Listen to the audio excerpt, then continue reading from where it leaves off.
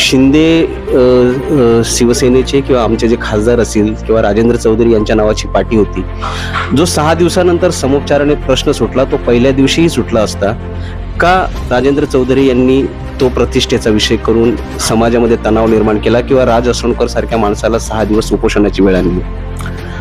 खरं म्हणजे माननीय या कल्याण लोकसभेचे खासदार डॉक्टर श्रीकांत शिंदे यांनी दूरध्वनीवरून मला सांगितलं की डॉक्टर बाबासाहेब आंबेडकरांच्या पुतळ्याच्या तिथे माझं नाव टाकलेलं आहे, मला त्याची कल्पना नाहीये आणि नाना याच्यामध्ये ताबडतोब मार्ग काढा, पुतळा तो जर का तो स्थलांतरित करायचा असेल तर तो लवकरात लवकर करा.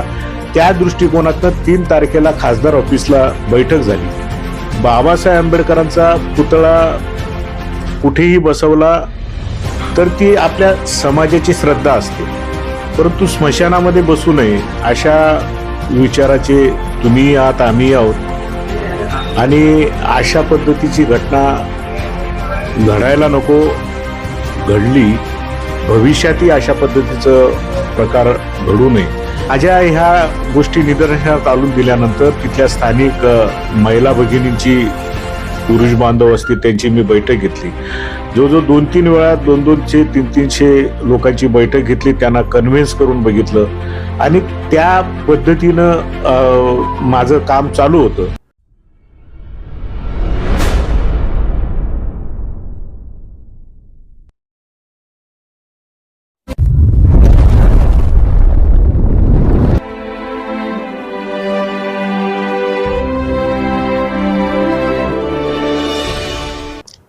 अखेर उल्हासनगरच्या शांतीनगर स्मशानभूमीमध्ये जो बेकायदेशीरपणे बेढप विद्रूप बेकायदेशीर असा पुतळा बसवला गेलेला होता डॉक्टर बाबासाहेब आंबेडकरांचा, तो इथल्या आंबेडकरी जनतेने कायद्याने वागा लोक चळवळीच्या राज असरोणकर यांच्या पुढाकारातून झालेल्या उपोषणाने आणि सर्वच राजकीय पक्ष असतील किंवा सामाजिक संघटना असतील, विचारधारा बाबासाहेबांची मानणारे आंबेडकर प्रेमी असतील, यांच्या एकत्रित अशा उद्वेगातून एक रोष निर्माण झाला आणि अखेर निगरगठ्ठ अशा शासनाला पाझर फुटला आणि तो पुतळा बाहेर निघालाय. जरी आता या वादावर पडदा पडला असला तरी अनेक समाज माध्यमातून प्रश्न निर्माण होतात की हा पुतळा नेमका बसवला कोणी होता, यासाठी लोकवर्गणीचा उल्लेख असेल तर ती वर्गणी कोणी काढली होती, त्यासाठी काही अधिकृतरित्या कुठल्या संस्थेची नोंदणी केलेली होती का, यामध्ये प्रामुख्याने अनेक पक्षांनी जिथे आपली भूमिका नोंदवली तिथे रिपब्लिकन पक्षाची देखील भूमिका होती.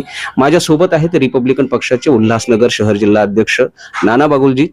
नाना, की ज्या बाबासाहेबांनी कायद्याने जगण्यासाठी आम्हाला उभं केलंय त्यांचा बेकायदेशीरपणे पुतळा बसवणं ते महत्वाचं की आमच्या भावना महत्वाच्या?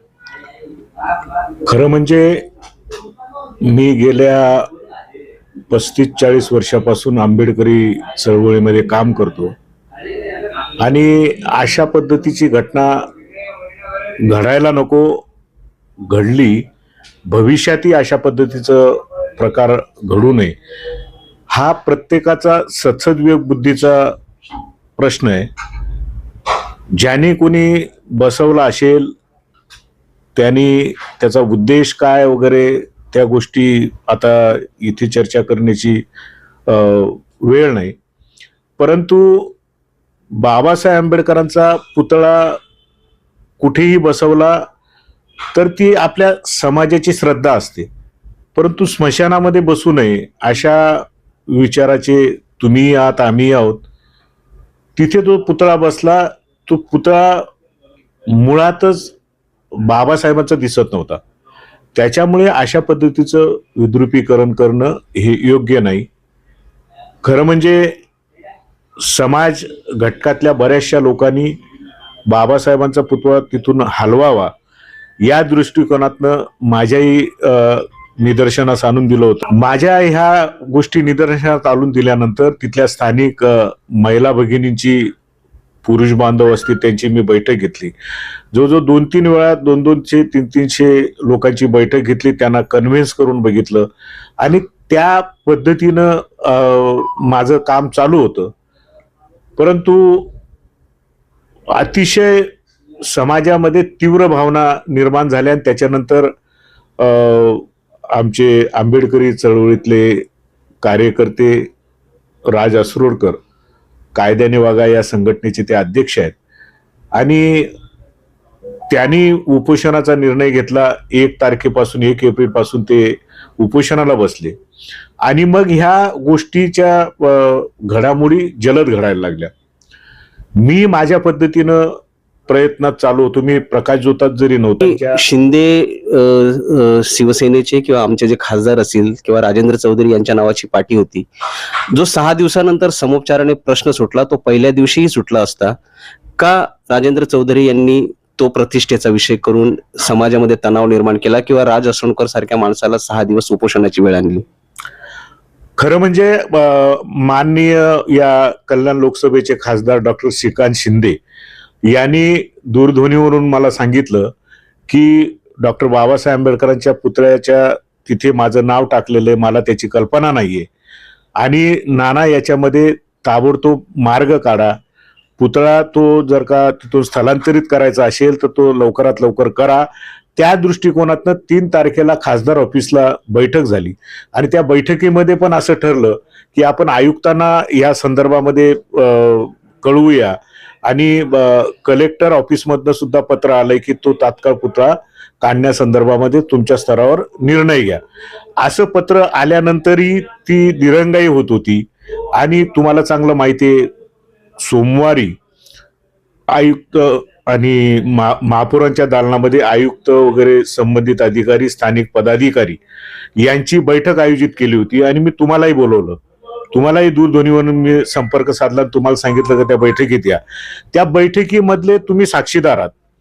मी तिथे परकड ही भूमिका घेतली की तात्काळ तो पुतळा तिथून स्थलांतरित नाही झाला तर रिपब्लिकन पक्षाच्या स्टाईलनं आंदोलन करेल आणि तिथल्या तिथे महापालिका आयुक्तांनी निर्णय घेतला की आजच्या आज काढूया, फक्त ही गोष्ट गोपनीय ठेवा आणि आता लगेच आम्ही कामाला लागतो. या मोहिमेमध्ये अनेक जणांचे हात राबते आहेत, परंतु असेही काही लोक आहेत की ज्यांचा शून्य सहभाग असेल किंवा ज्यांना कळलं की आज पुतळा निघणार आहे, ऐन वेळेला श्रेयवादासाठी उड्या घेणारे अनेक असे तकलादू लोक रिणांगणात उतरले. त्यावेळेस एक आंबेडकरी प्रेमी म्हणून काय वाटतं तुम्हाला? मी आंबेडकरी चळवळीचा कार्यकर्ता म्हणून, रिपब्लिकन पक्षाचा कार्यकर्ता म्हणून श्रेयासाठी मी कधीच काम करत नाही. मी माझ्यासमोर बाबासाहेब आंबेडकरांचं नाव आलं, त्या नावाच्या पुढे कुठलीही मोठी व्यक्ती असली तरी मी त्या व्यक्तीला जुमानत नाही आणि त्याच्यामुळे श्रेयासाठी कोण काम करत असेल किंवा आता कोण श्रेय घेण्याचा प्रयत्न करत असेल तर त्या लोकांना ते लकलाप. आणि श्रेयाची गोष्ट तुम्ही म्हणत असाल तर काही लीडर त्यांना काम करण्याची संधी मिळत नसेल किंवा कुठेतरी ते प्रकाश जोतात येण्याचा प्रयत्न करत असतील. आता प्रफुल्लजी तुम्हाला चांगलं माहिती आहे खैरलांजीचा जो आंदोलनाचा विषय झाला त्या आंदोलनामध्ये बऱ्याचशा कार्यकर्त्यांवर केसेस झाली आणि माझ्यावर पण केस झाली. ती ज्या पक्षाने, त्या पक्षाचं मी नाव घेत नाही, टाळतो ते पक्षाचं नाव, त्यांनी हे आंदोलन चिघळेल कसं आणि या आंदोलनाला त्यांनी आंदोलन करण्यासाठी वातावरण निर्माण केलं आणि ज्या वेळेला आंदोलन चिघळलं त्यावेळेला त्या पक्षाच्या लोकांनी पोलीस स्टेशनला जाऊन रायटिंग मध्ये लिहून दिलं की ह्या आंदोलनाशी आमचा संबंध नाही. तर हे श्रेयवाद घेणारी लोक अशा पद्धतीचे वागतात. आता डॉक्टर बाबासाहेब आंबेडकरांचा पुतळा मी या ठिकाणी चोपड्याला बसवला, त्या स्मारक समितीचा मी अध्यक्ष आहे. मी जवळजवळ 20 ते 22 परवानग्या घेतल्या आणि बाबासाहेबांनी कायदा लिहिलाय, त्याच्यामुळे कायद्याने समाजातल्या आपल्या तरी घटकाच्या लोकांनी वागायला पाहिजे. मी त्या सर्व योनोशया घेऊन रीतसर परवानग्या घेऊन तो पुतळा बसवलेला आहे. त्याच्यामुळे अशा पद्धतीचा प्रकार परत घडू नये, अनधिकृतरित्या पुतळा बसवू नये आणि बसवला तर त्या पुतळ्याचं विद्रुपीकरण होणार नाही. कारण तो जो पुतळा बसवला होता त्या पुतळ्याकडे लांबून बघून असं वाटत नव्हतं का हा बाबासाहेबांचा पुतळा आहे. मी राज असरोडकर असेल, प्रफुल्ल केदार तुम्ही असाल, या पुतळा स्थलांतरित करण्याच्या प्रक्रियेमध्ये जे जे सहभागी झालेत, मग पोलीस प्रशासनाने सुद्धा, DCP गोरे आहेत, त्यांनी सुद्धा चांगल्या पद्धतीने हा मुद्दा हाताळला.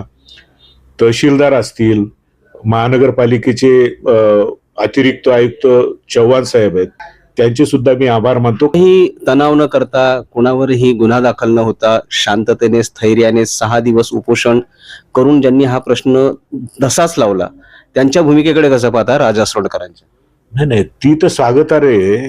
कसं आहे माहितीये का, राज असरोडकर त्यांच्या संदर्भामध्ये कोण काय बोलत असेल ते मला माहिती नाही, पण माझी वैयक्तिक त्यांच्याविषयी माझं वैयक्तिक मत असं आहे की तो निस्वार्थी माणूस आहे आणि निस्वार्थीपणे तो काम करतोय.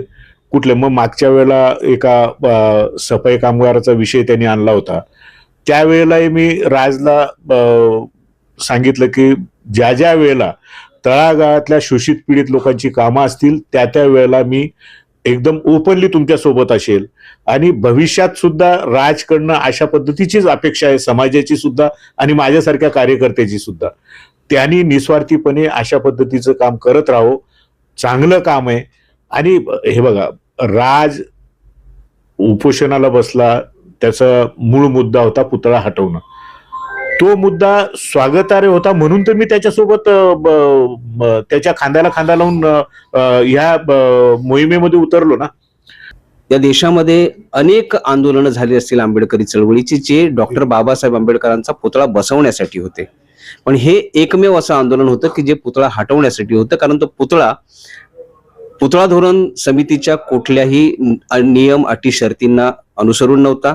तो विद्रूप होता, बेकायदेशीर होता, तकलादू होता आणि डॉक्टर बाबासाहेब आंबेडकरांचा रुबाब जो आहे तो कमी करणारा होता. अशा पद्धतीनं डॉक्टर बाबासाहेब आंबेडकरांना अपेक्षित असलेली रक्तविहीन क्रांती, परिवर्तनाची आज खऱ्या अर्थानं समाजाला गरज आहे.